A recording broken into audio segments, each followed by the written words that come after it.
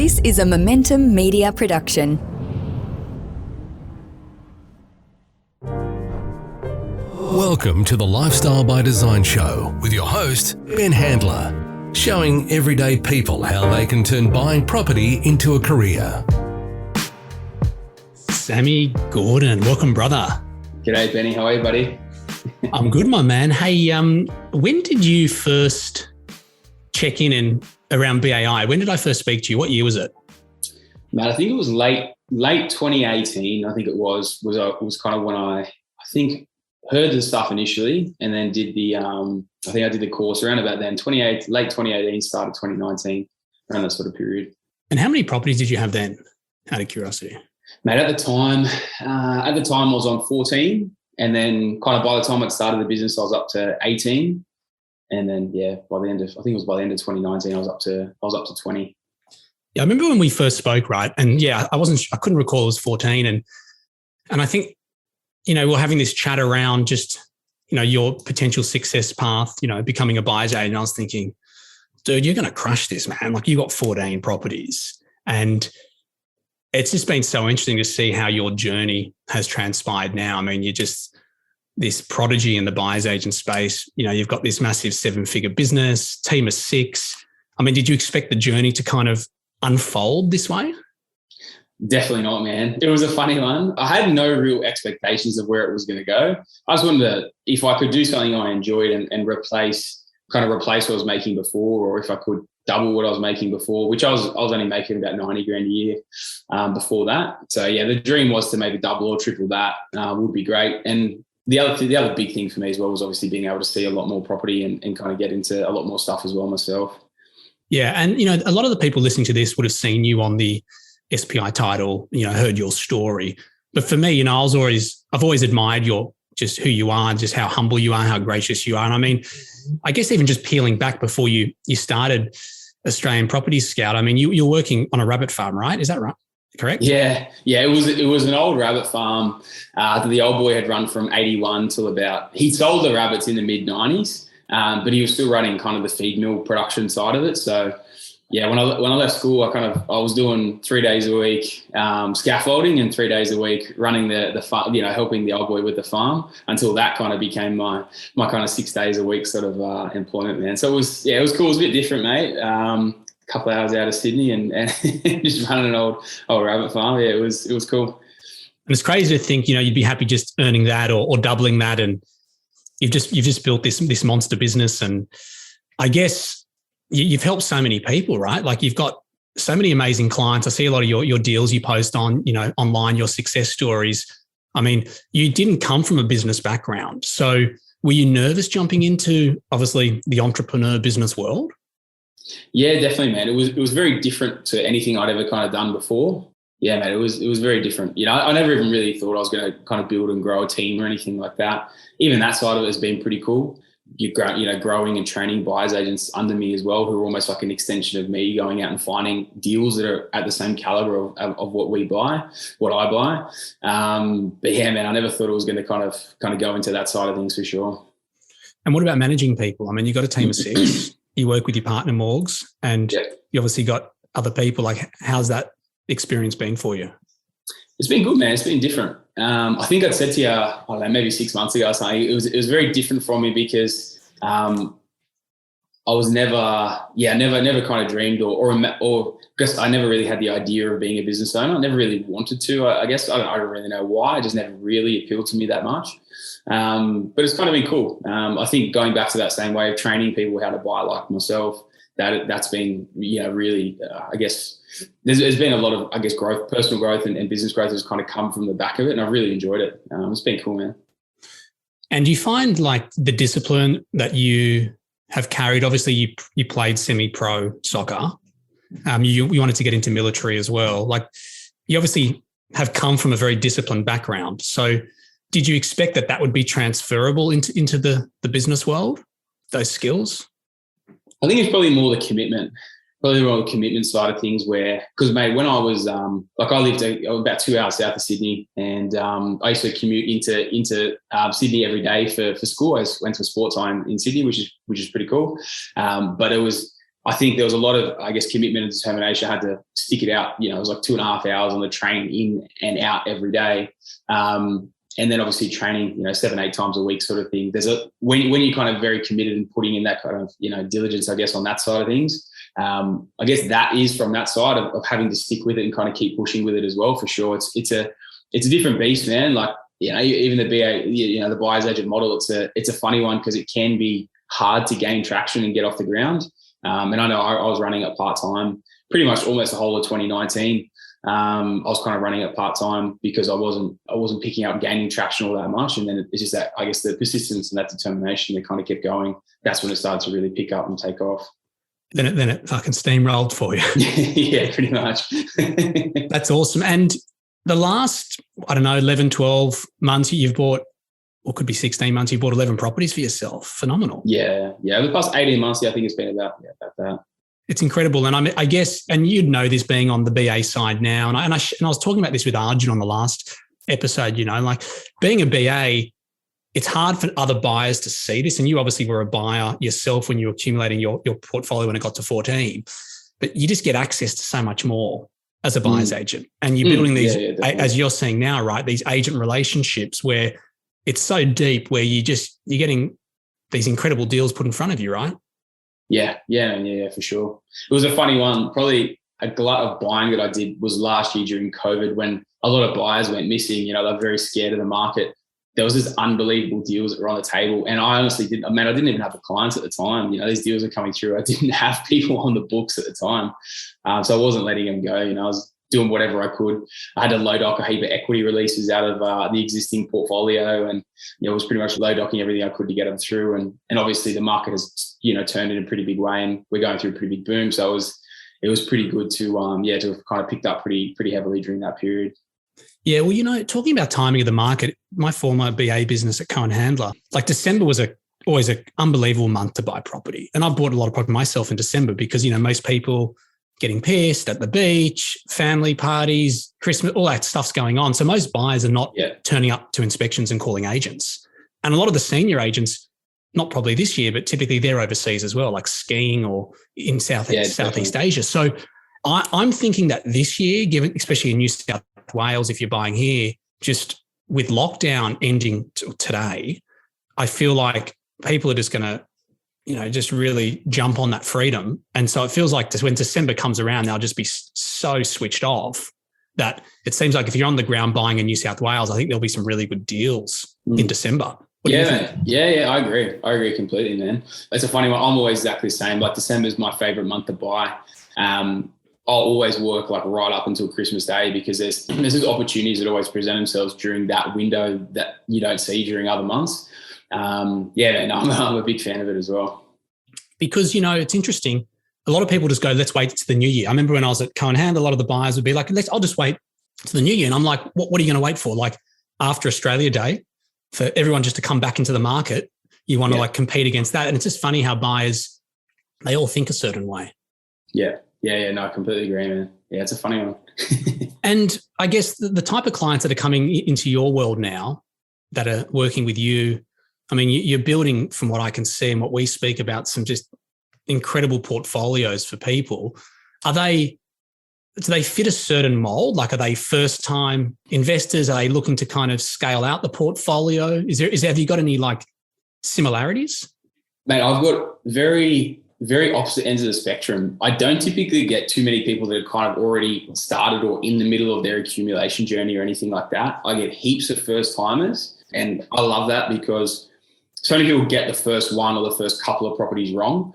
So it's awesome that we can put people on the right path and pick up the right properties. And there's deals that we bought, not even 12 months, start of the year, that people have made over $100,000 equity uplifts on. They strip that back out and go and put it into other deals and continue building the portfolio. And when you're helping people from that spectrum, like you can get it so right for them and build their portfolio really quickly in a really good way. But then we seem to miss that kind of middle point in the market. And then we get a lot of like business owners who are just looking to kind of come in and build out, significant cash flow, or maybe they have really good cash flow from the business and they just want to build out a really good base of their of their portfolio, and they go really hard at that end as well. So it's a funny kind of, it's usually like opposite ends of the spectrum of what we get come through. But yeah, man, it's cool. It's cool, and it's fun working with both I guess people types. Yeah, well, dude, you get insane results for clients. Like, I'm not sure, people listening in here are going to, or have seen some of the results that you get or are really aware of it. But I mean, I remember we were talking a few weeks ago around one of your clients, Nick. He's got 8 properties through you in 10 months. Is that right? Yeah. So he started with me at the back end of 2019. So he was one of my first clients that kind of signed on. He's one of my biggest. And he went for a pretty aggressive accumulation cycle because he knew he was planning on having kids, and he was also planning on leaving his current employment. So he just wanted to go as hard as he could with as much as he had. And he had about 110 grand. It was a very opportune time in the market of when we could buy, because we were kind of buying back into 2019. For one, I wasn't all that busy. So we worked very closely accumulating a few deals through there. He was able to recycle the money out of those deals and buy again just as COVID hit. So he went from picking up 2 bangers to then picking up 2 absolute crackers straight as COVID kind of hit. I think it was around about April. He bought his second lot, and then we did another. It was another equity release, recycle, and purchase again. He bought a fair few through that period, and I'm pretty sure it was I say 7 to 8 because one of them was like a duplex. So it was like 7 purchases. One of them was a double because it was a duplex. Yeah, over that 10-month period. So he did quite well. And then obviously the market was super low at that point. He would have made well over, he probably, in that time frame, we're talking 7 to 8, probably he probably wouldn't be that far off $1 million equity uplift from that point starting 18 months ago. It's unbelievable. I mean, he must be stoked. Yeah, man, he loves it. Yeah. And is he going to keep going? Yeah, so it was a few months ago. He transitioned into so he was a business banker. He's transitioned into. He started working with a new brokerage now. So he's kind of just waiting till that kind of gets up and running, and then he will look to purchase again. He's had that baby as well that he was planning on having. So he went pretty aggressive. I think he's going to let everyone set with the new business and the baby, and then he'll go hard again after that because he wants to build pretty significant. He always jokes that he wants to catch me, but he's got a little bit to go. He's got a bit to go. So you're obviously building out strategies with your clients, right? Like long-term thinking around like the growth of their portfolio, correct? Yeah. Yes. And are a lot of these clients who are coming into your outfit, have they got plans to really scale the portfolio, or are they just kind of wanting to get there first? The reason I'm asking that question is there's not a lot of Aussies who own a lot of property, as you know, right? It's quite a small percentage. So do you feel like they have a bit of a limited mindset around it when they come in to see you? Yeah, a lot of people have a very limited, it's a very small mindset of how many they need to get to retire. And a lot of people think it's like 3 to 4 properties. And when you run the numbers on it, like 3 to 4 properties doesn't get you much. Yeah, even if you build it out. And like I love pairing up deals, high cash flow deals, high growth deals. Yeah, you're pairing different deals up, and you're not going to get all that far with just 3 or 4. So it's really kind of changing people's perspective of what they actually need, and then mapping it out for them as well, and showing that a lot of the time, if you're talking $150,000, $200,000, passive income portfolio, like a lot of people want to invest in and produce, you're talking more like 10 to 12 properties. And then the people who want kind of that 250 to 300, or there's a bunch of people that kind of want the 4 to 500,000. It's a very, very different game of what you need to go into. There's definitely not small numbers of properties to hit those targets. Yeah. Hey, just before I forget, for anyone who's looking to turn buying property into a career, every episode I offer a scholarship program for 3 people. So you visit SPI website, click on podcasts, scroll down the bottom, you'll see Lifestyle by Design, and you can fill out a form there. If you're the first 3, you'll have the opportunity to jump into the scholarship program. So, Sammy, how many properties you got now? I'm at 31. Fuck, it's crazy. So I wanted to match my age, right, with as many properties. You know that I was going for that. Yeah, I did 31 by 31, man. So. Did you squeeze in a block of flats to get it, or? Nah, man, no. So the last 11 were all houses, individual standalone houses. Unbelievable. So it's pretty sick, man. Buying right across. Yeah, that was across 4 states, 11 houses over 4 states, and mate, it's been a pretty cool couple of years, that's for sure. Mate, it's unbelievable. And so, what's the goal for you? Like, have you got an end in mind of where you want to get to with number of properties, or you just not number of properties? Yeah, that's a funny one because that's what everyone came to me and they go, "What's next?" Like, I never really thought of what was next. You know what I mean? So 31, but matching the number of properties to my age was the first goal.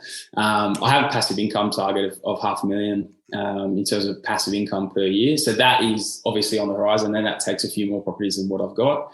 But yeah, man, it's pretty cool to have hit that goal. I chased that one for a long time. So to finally hit it was, it was good.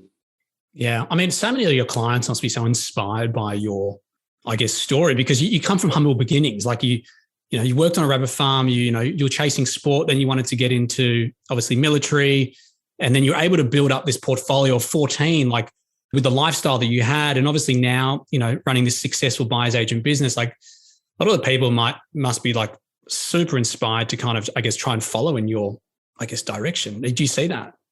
Yeah, heaps, man, heaps. Especially a lot of these younger ones. That's what I love. I love, you work with those guys, and they think they have a very limited mindset of what they can do with their money in that time frame. But if you're purchasing the right properties at the right price, man, you can scale a portfolio pretty quickly.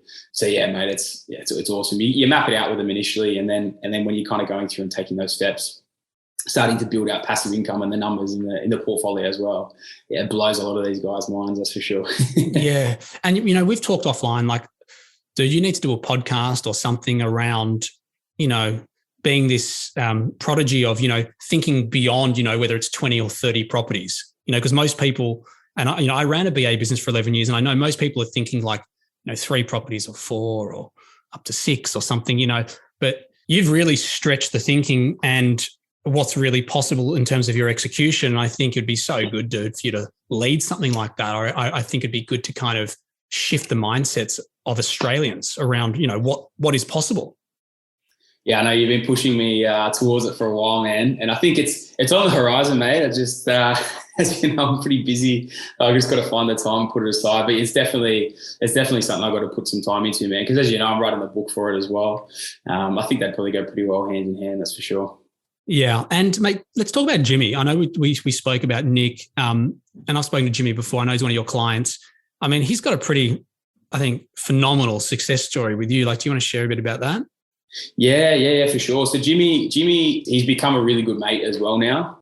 He was a client that came in. He actually watched me on like a webinar someone else kind of had that I was kind of on the side of, and he goes, "Oh, I'll go chase him up." We just had a chat, and he had 2 businesses, and one of them was he owned 3 gyms in Melbourne, and the other one was he had an entertainment business on cruise ships. So both had absolutely died in the arse with COVID. And he just said, man, I've got this much capital. I need to invest it. I need to replace my income, bring some solid passive income in, during this time, and to have something ongoingly, because it's too uncertain now as to what's going to happen. And I think we took, it was about 300 grand he had of working capital. We went and put it into 4 properties. So it's 4 properties. We purchased them over about a 5 to 6 month window, and then we executed them. It might have taken them another few months. So I think it was about 8 to 9 months overall with that capital. And we created, from what we did with those deals, we hit 93,000 per annum net passive income, which is pretty massive from 4 deals in the resi sector. Yeah, man, I think he would have, even when deals were on completion, it was about 400,000. It was on average, 2 of them made about 60 to 80. One was about 150,000 uplift, and the other one was in the low hundreds as well. So he made some pretty significant equity on the way into those deals as well. And then obviously there's been solid capital growth as well. So yeah, I mean, but the real story of what he was chasing was that cash flow. So to hit, it was 93,000 passive in about an 8 to 9 month window. Yeah, it was just absolutely insane. That's fucking solid. I mean, someone who's been smashed by COVID, looking for passive income, You're able to deliver 93K net passive income on 4 properties. Yeah. Pretty unusual. Pretty crazy. Yeah, man, it was pretty crazy. It was pretty good result. So that was good stuff, man. He was happy. It's nuts. And so you said Jimmy's a mate. Like, obviously, I know how you run your business. It's very methodical. You take every deal like very seriously. Like, it needs to tick so many boxes within your guidelines for it to constitute a good deal. Yeah. I mean, you're getting these exceptional results. Like, are you forming like quite deep rapport with a lot of your clients? Like, because you're getting them such good results, do you feel like you're continuing on this style of friendship? Yeah, definitely. There's a huge portion of them, like I guess they look up to me for what I've done personally, but I don't think a lot of them realize like how closely I would work with them once they kind of come on board as well. And it's a funny thing, because when people come through for an intro call, they get the intro call, and then if they don't proceed after that, like, you don't access me again after that point, right? Like I give them that, and then after that point, that's kind of it. But then once the client signs on, like that's where we're kind of all in on this together. Because it's not, again, all right, Jimmy's story is unreal, Nick's story is unreal. But for most people coming in with 50, 60, 100,000, it's going to take a while to build up the portfolio they want to build. A lot of people need to build the foundations first. That might be 3 to 4 bread and butters before we turn to say 3 or 4, good, strong cash flow deals. If we're talking about that and they're starting with 60 to 100,000, realistically, you're looking at least like a 4 to 5 year window. If you want to push it aggressively, if you want to take it a little more, a little slower, a little more lax, you're looking at like a solid 7 to 8 year window to build that out, right? If you were being a little more conservative. That's a relationship that I intend to have with those clients for that period of time. And if I have that relationship with them, they're going to succeed because we're going to be putting them in the right properties, in the right areas. They're going to produce the right results. So yeah, definitely, man. Like it's unreal, I guess the relationships and what I've built with different people over this sort of time. And actually there's a story I've never told you as well. There's a family in the southern suburbs of Sydney. And I've bought for every one of the family members. So there's the parents. I've done a deal for those guys, and then 2 deals for the son, a deal for the daughter, and then actually she hasn't got ready yet, but the other daughter is just about to turn 18 and she wants to buy one like while she's 18. And even that, like that relationship with those guys and like what we've built and the results we've gotten for them through the process as well. Like we just finished off an extensive renovation for the girl, the one in the middle, Jess. We just finished that off for her, and the results she's got from that and the equity uplift, like it's honestly life-changing shit. Like the money she's going to be able to pull out of it and then build. And like when they call me, like the whole family's always there. It's like they're in the kitchen, right? They're all calling me like, "Hey, Sarah, how you going?" And we're just having a chat. And this is the thing. The kids are like, it's like 18, 21 and 23. Like I'll undoubtedly build their entire portfolios to achieve what they want to hit, because of the results they've already seen. They're not going to, for one, they're not going to go anywhere else. They're going to go off and try and bother doing it themselves, because the funny thing as well, every deal I bought for them has been off market, like for the whole family. So like they couldn't have gone out there and tried to do it themselves. For one, they wouldn't have got the price, but for two, they wouldn't have got access to those deals. And I think that's the thing that like they love that. And that's a very unique situation, but I love it. I love that side of things. And I go around and catch up with them every kind of 3 or 4 months after we've done a purchase, kind of strategizing out what we need to do next, because they're not that far from where I live as well. So it's cool, man. You create some pretty cool relationships and friendships through it as well. Yeah, and it is unique with that family dynamic, how, they all see value, it seems like, in a buyer's agent, obviously outsourcing it and, getting the job done. And, it just amazes me still. Like, I think since COVID last year, especially since September last year primarily, like, I feel like there's been a massive consumer awareness shift towards buyer's agents, because buyers have realized how fucking difficult it is to buy. And so, no, we're in a bit of a boom market, but I've always struggled with, like, even when I started CH in 2009, I always struggled with trying to understand why buyers just think they can go do it themselves. But like, they'll pay for a contract review. They don't try and do that themselves. They'll pay for an accountant. They don't try and do all that, run their books themselves. Like, but with buying a property, which is massive investment and huge implications if you get it wrong, and just there's so much to it. They just try and run it themselves. I don't know. Did you ever think about that? Yeah, I did, man. I did. Look, it's a funny one, because since getting on the inside of actually being a BA, like, it's funny because people think, I'm not going to trust anyone unless they're a big brand. But in the BA space, and I can say this now because I'm in the BA space and I'm getting to that point where I'm becoming a pretty decent brand. A lot of the big brands are the worst in the industry. They're shit. They don't have the time. There's no quality control. Like, I experienced this is why I became a BA, because I got burnt, man. I lost 10 grand because of a shit buyer's agent that I thought was going to be at the top of the game because they were big. But in reality, they just become volume businesses and they become terrible. As the one thing I swore when I kind of started the business was I'd never get to that point that I was so big that I started doing shit deals, because like ethically, it's very against me ethically because of what happened to me as well. And I guess because of the way I was brought up too. But yeah, man, it's a funny thing that people will sell through a real estate agent. They'll pay for everything, right? They'll pay for everything else. But then when it comes to a buyer's agent, they look at it from that perspective. And like with what we buy, man, like the relationships we have in the current market, 90% of what we would be buying would be off market. The market's so hot, man, it hits the market. You're in multiple offers with 10 other people. Like in the current market, if you're you got to be using the right person as well, right? Like I was saying before. But realistically, like your fee should be paying itself back like 3 times over, at least, from what what people will be buying stuff for in the open market. It's a funny thing. Yeah, if you don't have a BA in the current market, man, you're competing with the absolute sharks, man, and like schools of sharks, you know, not just not just yourself against a handful of others. There's a lot of other people in there. So yeah, it's a good point. You know, you talk about these big brands. At Cohen Handler, I remember we got PwC to do our books when we started to grow. We had PwC, you know, big brand, right? Deloitte, no, it was PwC. And mate, we got rid of them. Like they were fucking it. Like they weren't doing a good job. And so you naturally always think this big brand. And I agree with you, right? Like there's a lot of BAs that buy shit product, unfortunately. And there's some BAs that, you're right, it becomes the volume game and quality control starts to diminish. And that's one thing I've always respected. I know we coach with each other, and I know that one thing I've learned, you know, just with you is you're so disciplined around making sure every deal is just bang on. Even within your team of 6, the quality control, the process it goes through to make sure that it's the right one. It's so strict and diligent. And I've always respected that because I know what it's like running a business myself. When I got to 70 staff, like it's easy to take your foot off the quality control.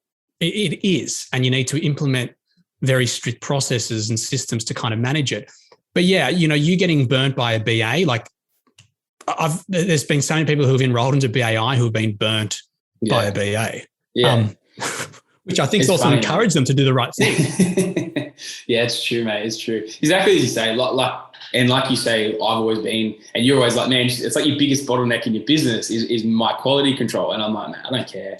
Like it gets to the size it gets to that it can handle. I will vet every deal that comes through the business because as much as I train the guys that work under me, you know, work with me and under me, and as they're bringing their deals through, I'm working on the deals all the time as they're coming through with it. But when they're finally done, and like before I sign off on it, it goes through, we put it through to a client. It has to meet all the criteria because it's so crucial, man. Like you get it wrong. This is where a lot of people who don't understand the process, who aren't investors themselves or haven't been down this journey, if you get it wrong, mate, like that client could be stuck for the next 4 or 5 years. Like I know people, buyers agents that were spouting Brisbane back in the early 2011, 2013. I mean, you've been waiting 10 years for growth. You bought all the way back then. Like, you fucked. Like you go buy in Sydney in the same time or other locations. Like the difference is incredible. Like if you actually look at it from the spread, you would have been stuck. And if you were completely relying on that to come through to get into more deals, like, man, you're out of the market for at least 3 or 5 years trying to save for another deposit. You get it right, like, man, within 6 months, 3 to 6 months, you're recycling into another deal, you know, and building it on from there. Now, I haven't told you this. Morgs just bought her 3rd property in 8 months from the first deposit, recycling and buying again. You know, I didn't lend her any money as well. And I said to her, I said, I'm not lending you any money. And she was like, I wouldn't take it anyway because she wanted to do it the hard way. But I always wanted that and be able to say I never lent her any money so that she knew how to do it from one spot, but so no one could ever say anything either. And she went and bought the first one, bought really well. I bought her the first one, and then she bought her other 2, and it was recycled deposits from each one. And that's the thing, you buy the wrong property, man. She stays stuck on the one. You know, she doesn't make crazy money. You stuck on the one. It'll take you a year, 2 years to save another deposit. You buy the right one, you literally recycle it out in 3 months and buy again. 3 months later, if you've bought well, you recycle it out and you can buy again. And it's, yeah, man, it's ridiculous. You get it right, what's possible is crazy, man. It's amazing. You get it wrong, that's why it's such an enormous percentage of the population are stuck on 1 or 2 properties because 95% of the population get it wrong. Yeah, it's such a good point. And yeah, that's awesome, Morgs. I mean, and obviously, you know, you grab that first one, and that it's so important to get that first one right, which is why it baffles me why these investors who are going for their first try and wing it themselves. They read a book or they listen to a podcast. I just think it's like, I always look at the risk profile, and to get that wrong, it outweighs, do you know what I mean? Like not trying to get expert to do it yourself. In this market as well, man, in this market, I guarantee you, like every first-time investor or first-time buyer will go out there and they'll miss 10 properties because the market is so quick, man. Like if you're in a market and thing isn't selling in the first 3 days, you're probably in the wrong market. Realistically, the first 24 hours, because that's how hot the markets are. The really hot markets where they're booming, man. They're doing 10% every 3 months at the moment, really. If your markets are doing that, you're probably not in the right market in terms of the growth going to be coming through next 12 to 18 months. But if you're in that market, you're going to be so easily duped by sales agents and by the pressure and the FOMO. And Mate, 100% does one little price increase. All of a sudden you're going to be jumping in there, just paying overs to secure the thing. Whereas, you got that access to the off markets, and it takes the heat out of the transaction. That's what it's all about. Once the heat's out of the transaction, you can negotiate properly and make sure you're buying buying it for the right money. 100%. But also, like, you know, Rachel was doing a deal the other, I forget when it was, maybe last month, and best and finals, you know, lodge them in, agent, hey, Rach, if you're an extra 10, you get it. Just lift up, you know, and she obviously had only been under, so it made sense. But like, as a buyer's agent, this is what you have access to. And a lot of these buyers definitely. they don't realize it. And they think because they speak to the agent a few times on the phone, and they might have met at a coffee store, that they're in this serious level of rapport. The agent, that unless you've been a real estate agent or you've worked with them for many years, you don't realize how they operate. Yeah. And you're right. Like, in this market, you need to have everything up your sleeve that you can maximize to get you the best result. Yeah, what do you think? Yeah, 100%, man. 100%. Yeah, crazy world. So what's next for APS? Like, you know, you guys are just crushing it, getting phenomenal, I guess, outcomes for clients. Like, what's anything on the horizon for you guys? Or man, we're probably going to build in, like, I'll probably bring in, as we've been talking about, a couple of extra BAs at the moment. Yeah, just about to start advertising for that, bring a couple of people in. So I'll probably train 2 extra guys at the same time, sort of thing, just to give us access into a few extra markets and a bit deeper from that perspective as well. Because it's so hot at the moment, we need a bit more, a few more tentacles out there as well, kind of accessing and getting into extra markets. There's only so much that I can do myself. So, man, that's probably next. Maybe we'll keep building it. Like I said, I'm going to get to a point where I kind of cap out. I don't want to go too crazy with the business and make it bigger than I can manage and still keep the deal flow quality. So yeah, man, that's pretty much it. And just keep building a portfolio on the side. I always say I might have a breather for a little bit, but we'll see what happens, man. When the big renovators come through and no client touches them, like most of the deals I bought in the past 12, 18 months, they've all been like the big renovators. Yeah. Clients look at them and they go, oh, and I'm just like, termite ridden. Like, you know what I mean? Like, it was the right money, man. Like, I'm picking that thing up and I'm doing that reno. So when those things come through and no client wants to touch it, if the price is right, man, I'm always buying that thing. So yeah, I mean, you're all over it, which is, I guess, one of the perks of being a BA, right? Like, a deal comes through, it's not ready for a client, you jump on it. Yeah. Off you go. Yeah, definitely. No, I've always respected how, like, it's kind of like, especially the way you live, it's a bit in obscurity. Like, you like to lay low. And I think, you know, I can say this hand on heart. I see a lot of people's buyer's agent businesses. I coach a lot of top performers and I see what goes on, right? Like, you've got a first-class business. You don't promote yourself. You don't need to market. You've got 100% referral-based business. You've been in the trenches. You've got a portfolio, you know, it's 31 now. And I just think that you're doing remarkably well. And I think a lot of people might just jump on your website if they don't know you and think, oh, compare you to someone else. But you're doing a lot more than a lot of people in the marketplace in a shorter period of time that I've ever seen. And also, I just think your commitment to your client results is so solid. Like, it's so powerful, man. And I think for me, just kind of watching your journey, I just think seeing your transformation over that time since you came into BAI and just seeing what you've developed has just been awesome, man. So congratulations. Thank you, Benny. Appreciate it, bud. Yeah, awesome. Well, for those listening, if you want to jump on the scholarship program for this month, visit the SPI website, hit podcasts, scroll down, Lifestyle by Design podcast. You can also visit the website at www.buyersagentinstitute.com.au and you can fish around there and just see for yourself what's going on. But Sam, awesome to connect with you. Also, anyone wants to check out Sam, he's at Australian Property Scout. His stories, as you've heard, is off the charts. So give him a bell as well if you want to check him out. Good to chat, Sam. And thanks, dude, for inspiring me with your German Shepherd. I used to have one as well, and I'm getting a new one with Rachel. So thanks, dude. Yeah. No worries, man. Enjoy. Awesome. See ya. Thanks, Benny. Cheers, buddy. Bye, mate.